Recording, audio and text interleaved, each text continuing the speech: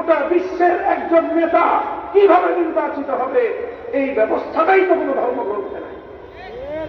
ইসলামে আছে, আলহামদুলিল্লাহ, ইসলামে পরিষ্কার আছে, সারা পৃথিবীতে মুসলমানরা একজন নেতা নির্বাচন করবে, সেই নেতা নির্বাচিত হবে, তার নাম হবে খলিফাতুল মুসলিমিন, তার উপাধি হবে আমিরুল মুমিনিন।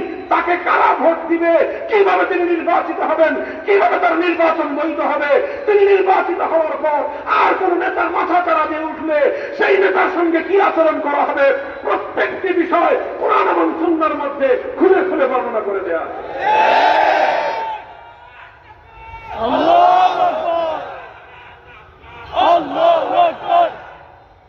মোহতারাম হাজির, বলতে পারেন অন্য ধর্মগুলোর মধ্যে কি নাই?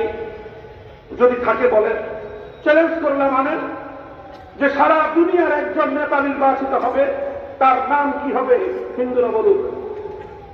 যে সেই সারা বিশ্ব নেতা, সেই বিশ্ব নেতার নাম কি হবে বলো, সেই বিশ্ব নেতার নির্বাচন প্রক্রিয়া কি হবে বলো। বলতে পারবে না।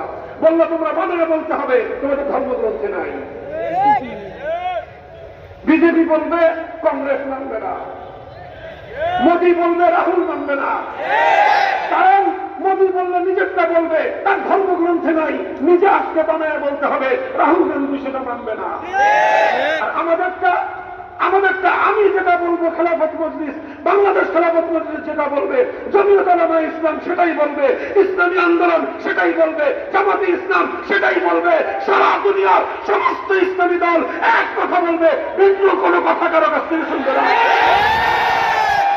মুহতারাম হাজিরিন, ইসলামী রাজনৈতিক ব্যবস্থাটা, ইসলামই যে একমাত্র রাজনীতির একটা ব্যবস্থা দিতে পারে, অন্য কোন ধর্ম যে কোন রাজনৈতিক ব্যবস্থা দিতে পারে না।